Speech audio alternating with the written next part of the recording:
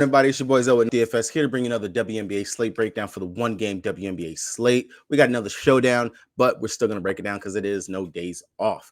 If you guys are new here and you guys have not done so already, make sure you guys hit that subscribe button so you don't miss any of the content we're rolling out over here on the channel, and hit the like button to let me know that you guys are enjoying these videos. If you guys got tuned in yesterday, we did pretty good with the calls and plays and everything that we called out. Only stinkers that we had was Horston got into a lot of foul trouble, didn't do anything, really sunk the line that I put together myself. And then Ryan, she got injured in the third quarter, had an ankle injury, left the game. So she was just kind of fugazi the whole game anyway. But still, core that we put up on site was a really great core. Alicia Gray at the captain spot, Monique Billings and Jewel Lloyd were the plays that we focused on inside the core. And then depending on what you filled it in, and if you listen to me in the video, when I said Kia Nurse was probably going to be my favorite value play on the slate, she went out there and she did her thing. And honestly, wasn't a bad day. But if you play Billings at the captain spot yesterday, still, either way, great game, pretty good slate. Not bad calls and reads, and hopefully we can do that again here on today's slate. So getting right into it, going straight on over, looking at RotoWire so we can see some starting lineups and injury news. Looking at it for the Sparks, we unfortunately still have to figure out if Carly Samuelson and Nneka are going to be playing today. They have been Carly, she missed the last game due to abdominal injury that she has, and Nneka, she's missed the last 2 games with a knee injury. So really need to know about these two. Luckily, this game is of course at 7, so it's gonna be before the football game starts. So we will have this news. If you guys are paying attention and monitoring that stuff, we will know if Carly and Nneka are gonna play.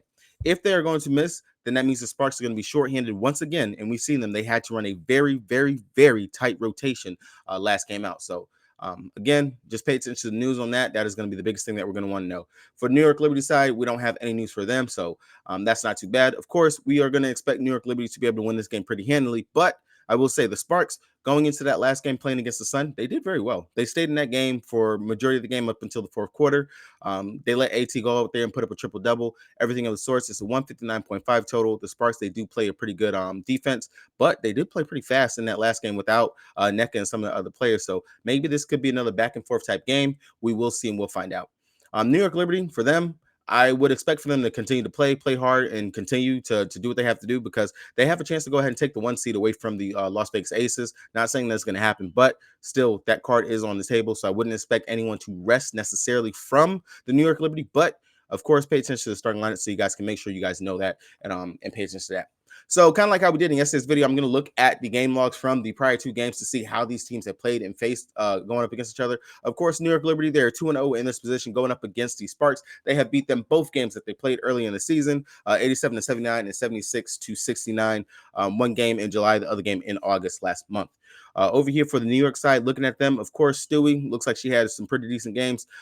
Pretty decent game. The first game that they played in the Sabrina Nescu, of course, doing Sabrina things. Went out there, she did her thing as well. Laney, I like the stat sheet and everything that I've seen from her, especially the fact that she was actually get involved on defensive side. And Jonquil Jones put up a double-double in 29 minutes. So all good things, players, of course, that we're going to want to attack and target. Going over to the second game that they played, paying attention still to New York Liberty side. Courtney Vandersloot looked like she actually was able to pop off in this game. And Sabrina, she took more of the Courtney Vandersloot sit back role in this one right here. And then of course still Stewart went out there and with Stewie went out there double popped off, and then Laney still had a pretty decent game, not too bad. Over here on the Spark side, Nneka, she popped off in the second game. First game, they held her in bay. She really didn't do too much in that game.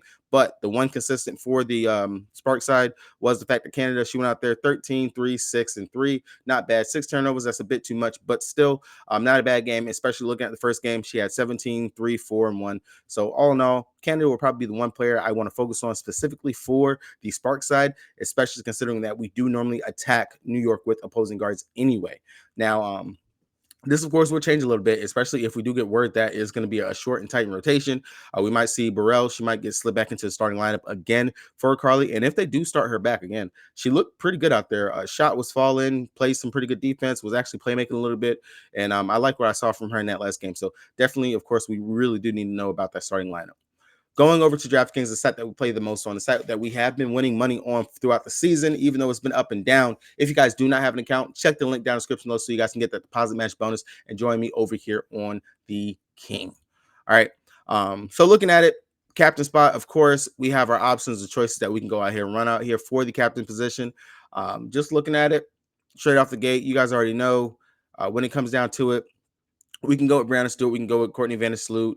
We need to know if Nneka is going to play. If Nneka is going to be out, You know what? Let's focus. Let's start on New York side because it'll be easier to focus on.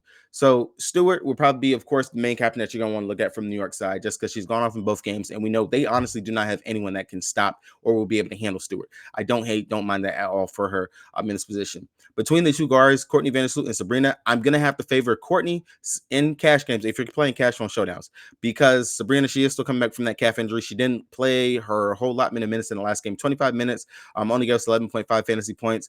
And we've seen it before. Coming back from injury, it takes her a little bit for her to get going and popping off. GPP wise, I would take Sabrina as a GPP play because this could be a spot she can pop off herself. Jonquil Jones, I don't hate it. That's only if you're not trying to play up for Stewart. Consistently dropping 20 plus fantasy points in her 4 out of her last 5 games. So this could be a blowout spot for her, but not necessarily someone that I'm really super heavy on. And then Laney, that is honestly how you get completely different at this captain spot, is go ahead and plug in Laney, and then that might let you go ahead and fit in all the other studs that you want to play in, like a Stewart, one of the two guards right here, maybe play Jonquil Jones yourself, and then run that back with someone from the Spark side. Going over here to the Sparks, looking at them. If Neck is not going to play, of course, you're going to look at Stevens, Kennedy, and Hamby as your 3 main players that you're going to want to play for a captain spot. If you want to play GPP style or something different, Clarendon or Burrell is going to be how you're going to get different. Clarendon went out there, kind of burned a couple of people in that last game, 28 minutes, but only gave us 15.25 fantasy points.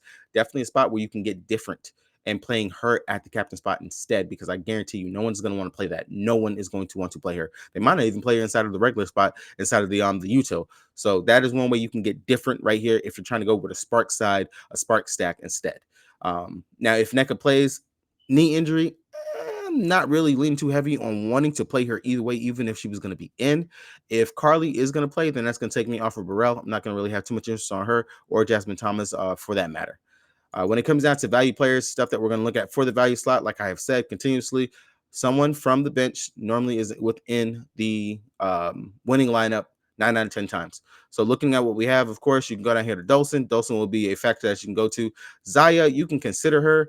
Even with a short rotation, she only played 14 minutes in that last game. I don't mind it, but I would probably feel safer going with Dolson. Westbrook, she went out there. She played a couple of minutes, really didn't do too much in her time. 13 minutes, 7.75 fantasy points. That's another player that you can consider. I'm not going to mess with Willoughby, Sabley, or Han unless you're expecting this game to blow out. Of course, there is a chance. There's always a chance that the game can blow out, but I feel more safer with Dolson, Zaya, Kayla Thornton, and if we'll have a little bit of interest in Burrell if she is going to have to come off the bench, because I'm going to hope that she will still get at least maybe 15 minutes, like what she was able to do in that last game. It just looked, her shot was falling. It looked good, so I will still want to go back to that. But those are the players I would look to for the bench.